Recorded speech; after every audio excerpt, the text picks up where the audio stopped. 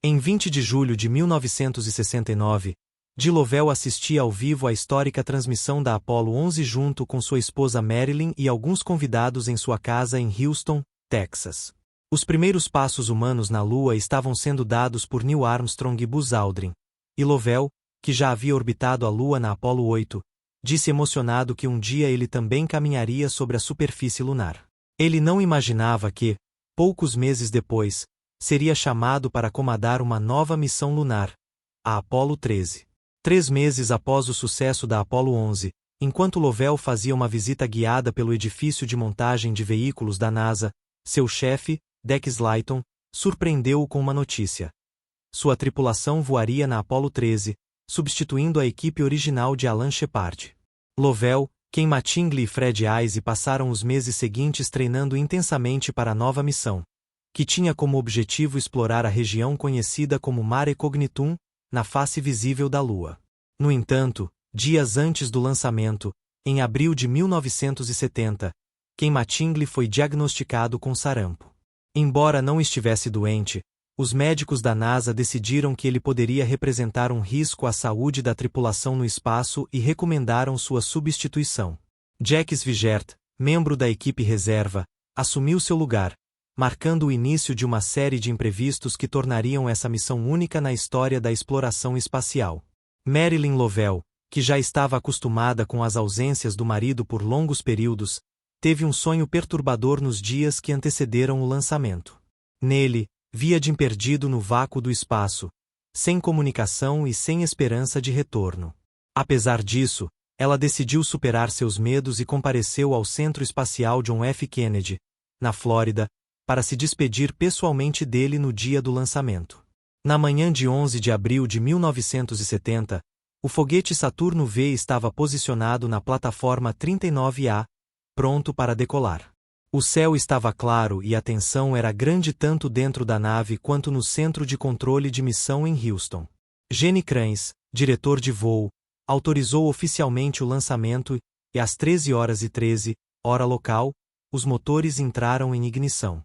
Com uma força impressionante, o gigantesco foguete subiu aos céus, deixando atrás de si uma coluna de fogo e fumaça que ecoou por quilômetros.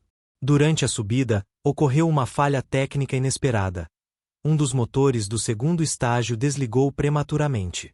Felizmente, os sistemas redundantes compensaram automaticamente, permitindo que a nave atingisse a órbita terrestre com segurança. Após cerca de 2h30 em órbita, o terceiro estágio do foguete foi reativado para enviar a Apollo 13 rumo à Lua.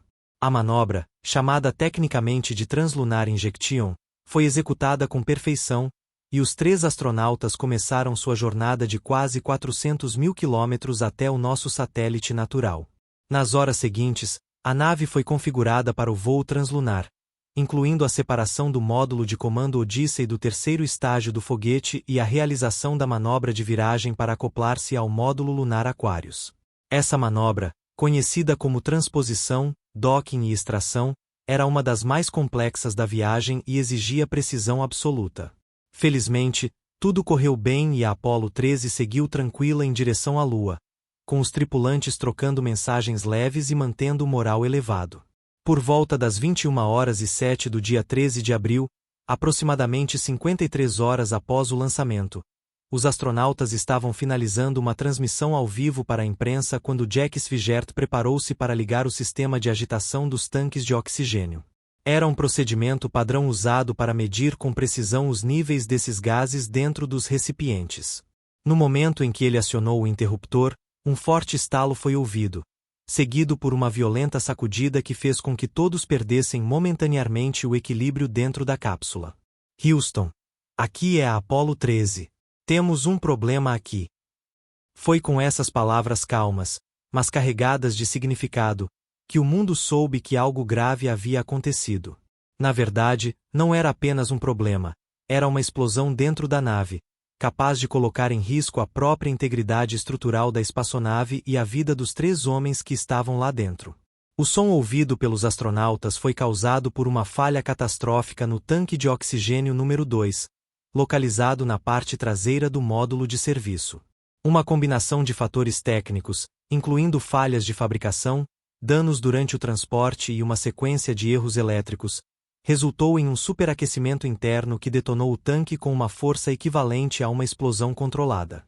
O resultado foi a perda completa de oxigênio líquido daquele reservatório e sérias consequências para o sistema elétrico da nave.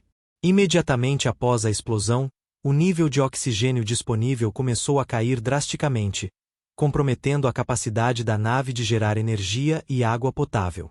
Os painéis solares ainda funcionavam, mas a principal fonte de eletricidade vinha das células de combustível, que dependiam exatamente do hidrogênio e oxigênio armazenados nos tanques. Com o tanque número 2 destruído e o número 1 perdendo pressão, a produção de energia elétrica entrou em colapso. Dentro da Odyssey, os astronautas tentavam entender o que estava acontecendo. De Lovell foi o primeiro a olhar pela janela lateral e notar algo fora do comum. Partículas e fragmentos metálicos estavam sendo ejetados no vácuo do espaço, iluminados pelo Sol. Ele informou imediatamente Houston. Estamos vendo algo saindo da nave, parece vapor ou algum tipo de detrito. Aquela visão confirmava o pior. A nave estava perdendo material essencial para sua operação. Nos primeiros momentos após a explosão, a prioridade dos controladores em Houston era entender exatamente o que havia acontecido. Enquanto algumas equipes analisavam os dados brutos vindos da nave, outras entravam em contato direto com os astronautas, fazendo perguntas sobre o status dos sistemas internos. Cada segundo contava, e a pressão aumentava na sala de controle. Jenny Kranz manteve a calma e ordenou: vamos trabalhar o problema. Não entrem em pânico. Precisamos de fatos. Com a queda de energia, vários sistemas da nave começaram a ser desligados automaticamente como medida de segurança. Entre eles, estavam os computadores principais, os sensores de navegação e até mesmo parte do sistema de comunicação. Por alguns instantes, houve uma breve perda de contato com a tripulação, o que deixou todos em Houston extremamente tensos. Felizmente, a conexão foi restabelecida poucos segundos depois, e os astronautas confirmaram que estavam vivos e conscientes.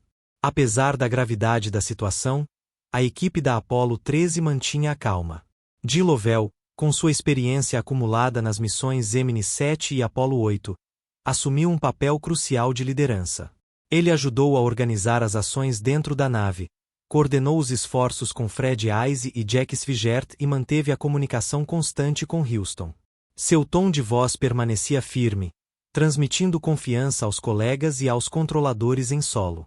Fred Eise, o piloto lunar, assumiu a responsabilidade de monitorar o consumo de oxigênio e verificar possíveis vazamentos.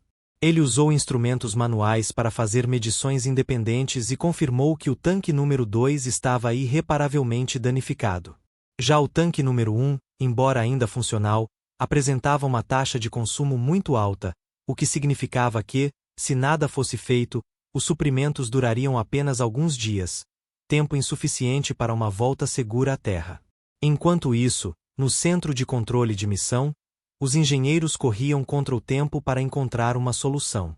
A prioridade máxima era preservar os recursos restantes e planejar uma rota alternativa de retorno. A ideia inicial era usar o módulo lunar Aquarius como uma espécie de balsa salva-vidas, já que ele possuía seus próprios sistemas de suporte vital e propulsão. Era um plano arriscado, nunca testado antes, mas talvez a única chance real de salvar os 3 homens no espaço. Em questão de horas, a Apollo 13 deixou de ser uma missão científica e tornou-se um drama de sobrevivência no espaço profundo. O objetivo não era mais pousar na Lua, mas sim voltar para casa com vida. Cada decisão, cada movimento e cada palavra trocada entre a tripulação e o centro de controle de missão teria um peso imenso. E assim, sob as luzes frias do universo, os astronautas enfrentariam os maiores desafios de suas vidas e da história da exploração espacial. A Apollo 13 estava agora transformada em uma verdadeira balsa espacial improvisada. Os 3 tripulantes, de Lovell, Fred Eise e Jack Swigert, seguiram as instruções vindas de Houston para desligar quase todos os sistemas da Odyssey e transferirem-se para o módulo lunar Aquarius. Era uma operação nunca antes realizada em missões reais. Usar o módulo lunar como refúgio por dias seguidos sustentando 3 pessoas com recursos projetados para 2. Dentro do Aquarius, os astronautas enfrentavam frio constante, pois o sistema de aquecimento foi desativado para economizar energia. A temperatura dentro da cabine caiu para níveis próximos a 0 graus Celsius. Mesmo assim, eles mantinham o foco nas tarefas técnicas, ajustando instrumentos, verificando níveis de oxigênio e colaborando com os engenheiros em solo para manter a nave estável. Uma das maiores preocupações era o nível de dióxido de carbono, CO, dentro do módulo. O sistema original de filtragem de ar havia sido projetado para sustentar apenas 2 pessoas por um curto período de tempo. Com 3 tripulantes respirando continuamente, o CO começou a subir perigosamente, ultrapassando os níveis seguros. Se não fosse resolvido rapidamente, os astronautas poderiam sofrer intoxicação grave, perder a consciência ou até morrer por asfixia. Para resolver esse problema, uma equipe de especialistas no Centro Espacial Johnson se reuniu em uma sala cheia de réplicas dos equipamentos da Apollo 13. Usando apenas materiais disponíveis dentro da nave, fita adesiva, sacos plásticos, canetas esferográficas e cadernos, eles criaram uma solução improvisada para adaptar os filtros quadrados do Odyssey aos encaixes circulares do Aquarius. As instruções foram transmitidas passo a passo para os astronautas, que montaram o filtro com sucesso após cerca de 1 hora de trabalho concentrado. O resultado foi imediato. Os níveis de dióxido de carbono começaram a cair e estabilizaram-se em níveis seguros. Foi um alívio enorme tanto para a tripulação quanto para os controladores em solo. Aquele pequeno objeto, feito com materiais cotidianos, provou que a engenharia não depende apenas de alta tecnologia, mas também de criatividade, raciocínio rápido e colaboração humana. Enquanto isso, outra equipe trabalhava na questão da gestão de energia dentro do Aquarius. O módulo lunar possuía suas próprias baterias, mas elas foram projetadas para alimentar apenas operações de pouso e permanência breve na Lua. Agora, ele teria que sustentar 3 pessoas por mais de 3 dias inteiros. Qualquer desperdício de energia poderia significar um colapso total nos momentos finais da missão. Os engenheiros da NASA elaboraram um plano rigoroso de conservação de energia, definindo prioridades absolutas: oxigênio, comunicação, navegação e aquecimento mínimo. Tudo o que não fosse essencial foi desligado. Isso incluía iluminação interna, displays digitais, sistemas secundários de controle térmico e até mesmo partes do computador de bordo. Os astronautas tiveram que operar em quase completa escuridão, guiando-se pelas luzes vermelhas de emergência e pelos instrumentos analógicos. Apesar das condições adversas, a moral da tripulação permanecia alta. Jim Lovell, como líder da missão, manteve um tom firme, encorajador e humano. Ele fazia piadas, contava histórias pessoais e incentivava seus companheiros a manterem a mente ocupada. Jack Swigert ajudava a organizar as atividades diárias, enquanto Fred Eise, mesmo cansado e com frio, mantinha o foco absoluto nas tarefas técnicas. A coesão entre os 3 era um dos pilares fundamentais para a sobrevivência. No centro de controle de missão, os matemáticos e programadores calculavam constantemente a trajetória de retorno. Eles simulavam diferentes cenários, considerando variáveis como consumo de combustível, gravidade lunar, pressão solar e até mesmo o peso dos astronautas. Esses cálculos eram atualizados a cada hora, garantindo que a Apollo 13 estivesse sempre na rota correta para reentrar na atmosfera terrestre com segurança. À medida que os dias passavam e os problemas iam sendo superados um por um, a confiança na capacidade da equipe da NASA crescia. Cada pequena vitória, seja a redução do CO, a estabilização da nave ou a correção de curso, era celebrada silenciosamente na sala de controle. A Apollo 13 ainda estava no espaço, mas agora parecia claro para todos que aquilo não seria um fracasso, e sim uma prova extraordinária do que a humanidade é capaz de fazer quando enfrenta adversidades com inteligência, coragem e cooperação. Depois de mais de 3 dias no espaço, enfrentando condições extremas e contando apenas com recursos mínimos, a Apollo 13 estava finalmente se aproximando do fim de sua jornada dramática. Faltavam poucas horas para que a nave entrasse novamente na atmosfera terrestre, um processo complexo, perigoso e totalmente dependente de precisão absoluta. Qualquer erro na trajetória ou na orientação poderia resultar em uma catástrofe final, anulando todos os esforços anteriores. O plano principal era fazer com que o módulo de comando Odyssey, que havia ficado desligado por dias, fosse reativado exatamente no momento certo para suportar a reentrada. Ele seria responsável por proteger os tripulantes durante a descida através da atmosfera, resistindo a temperaturas superiores a 1.600 graus Celsius e garantindo que o paraquedas principal fosse acionado corretamente antes do pouso no oceano. Jim Lovell, Fred Wise e Jack Swigert sabiam disso muito bem. Eles revisaram mentalmente cada etapa, praticaram movimentos dentro do módulo e seguiram as instruções vindas diretamente de Houston com extrema atenção. Gene Kranz e sua equipe monitoravam tudo em tempo real, garantindo que nenhum detalhe fosse ignorado. Era como preparar uma orquestra para uma performance perfeita, e a plateia era o mundo inteiro. O primeiro grande passo foi desconectar-se do módulo lunar Aquarius, que os manteve vivos por tanto tempo. Isso foi feito com cuidado extremo, usando válvulas manuais e travas mecânicas para evitar qualquer vazamento de ar ou perda de pressão. Os astronautas fizeram isso em completo silêncio, conscientes de que estavam abandonando o refúgio que os manteve vivos por tanto tempo. Para muitos, foi um momento quase simbólico, como deixar um amigo que os salvou da morte. Em seguida, veio a reativação do Odyssey. Como o módulo havia ficado inativo por dias, todos os sistemas precisavam ser ligados simultaneamente e rapidamente. Os engenheiros em solo haviam calculado previamente o consumo energético máximo permitido, e agora cabia aos astronautas executar o procedimento sem erros. Com mãos firmes, Jim Lovell iniciou a sequência de ignição, e lentamente, luzes começaram a piscar dentro da cápsula. Foi um alívio imediato quando os instrumentos principais voltaram a funcionar. Os computadores, os sensores de navegação e os displays começaram a mostrar dados estáveis, indicando que o Odyssey estava pronto para cumprir seu papel final. A comunicação com Houston foi restabelecida, e os controladores confirmaram que a nave estava viva novamente, pronta para a última fase da missão. Agora, vinha o momento mais delicado: ajustar a nave para a reentrada.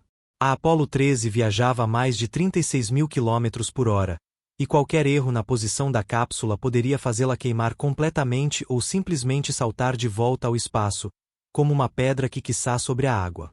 Para evitar isso, os astronautas tiveram que girar a nave com precisão milimétrica, usando o sistema de controle manual, guiados pelas coordenadas transmitidas pelos especialistas em terra. Quando faltavam cerca de 1 hora para a entrada na atmosfera, os astronautas assumiram suas posições finais dentro da cápsula. Jim Lovell ocupou o assento central, enquanto Fred Wise e Jack Swigert sentaram-se às laterais. Todos estavam amarrados com cintos de segurança reforçados, e usavam máscaras de oxigênio para proteção contra impactos e despressurização.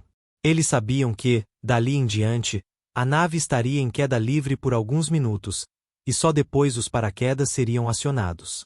Às 14h07, horário do leste americano, do dia 17 de abril de 1970, a Apollo 13 atingiu a altitude crítica de aproximadamente 120 km, onde o atrito com a atmosfera começou a gerar calor intenso ao redor da cápsula. A comunicação com Houston foi momentaneamente perdida, um fenômeno natural causado pela ionização do ar ao redor da nave. Por alguns longos minutos, ninguém sabia se a tripulação havia sobrevivido. Esses minutos foram os mais tensos em todo o centro de controle de missão. Gene Kranz permaneceu em silêncio, com os olhos fixos no relógio. Engenheiros e técnicos mal respiravam, esperando pelo sinal de vida da nave. A sala parecia congelada no tempo. Em casa, milhões de pessoas assistiam à transmissão ao vivo, torcendo para que os astronautas estivessem seguros dentro da cápsula flamejante que cortava o céu como uma estrela cadente. Finalmente, 14h05, o sinal de rádio retornou. Houston, aqui é a Apollo 13. Estamos bem. As palavras simples de Jim Lovell provocaram aplausos espontâneos em toda a sala de controle. Mas ainda não era a hora de comemorar. Os paraquedas ainda tinham que ser acionados, e o pouso no Pacífico ainda dependia de uma série de eventos automáticos que precisavam acontecer na ordem certa. Menos de 2 minutos depois, os paraquedas de freio abriram-se com sucesso, reduzindo a velocidade da cápsula. Em seguida, os paraquedas principais também foram acionados, estabilizando a nave para o pouso. A Apollo 13 flutuou suavemente sobre as águas do Oceano Pacífico, perto da ilha de Samoa Americana, onde navios da Marinha dos Estados Unidos já estavam posicionados para resgatar os astronautas. Às 14h09, a cápsula tocou a superfície do oceano. A missão da Apollo 13, originalmente planejada para explorar a Lua, terminava ali, com o retorno seguro dos 3 astronautas. Apesar de não ter alcançado seu objetivo científico, tornou-se uma das maiores histórias de sobrevivência da humanidade, um exemplo de coragem, inteligência e cooperação em face da adversidade. E assim, com o som das ondas batendo na cápsula e os gritos de celebração vindo de Houston, a Apollo 13 escreveu um dos capítulos mais emocionantes da exploração espacial.